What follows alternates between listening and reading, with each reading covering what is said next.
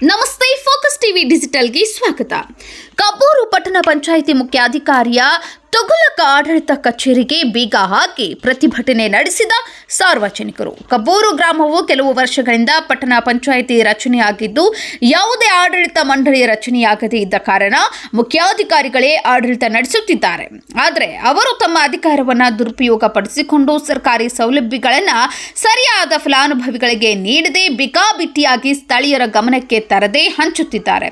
ಇದೇ ರೀತಿಯ ತಾರತಮ್ಯ ಮಾಡುವುದನ್ನು ಕಂಡು ಪಟ್ಟಣದ ಹಿರಿಯರು, ಯುವಕರು ಪಟ್ಟಣ ಪಂಚಾಯಿತಿಗೆ ಬೀಗ ಜಡಿದು ತಹಸೀಲ್ದಾರರು ಬರುವವರೆಗೂ ಮಳೆಯಲ್ಲಿಯೇ ಪ್ರತಿಭಟನೆ ನಡೆಸಿ ತಹಸೀಲ್ದಾರರಿಗೆ ಮನವಿ ಸಲ್ಲಿಸಿ ಗ್ರಾಮೀಣ ಮಟ್ಟದಲ್ಲಿ ಹೊಸದಾಗಿ ಗ್ರಾಮ ಪಂಚಾಯಿತಿ ರಚಿಸಿಕೊಡಬೇಕೆಂದು ಪಟ್ಟು ಹಿಡಿದರು.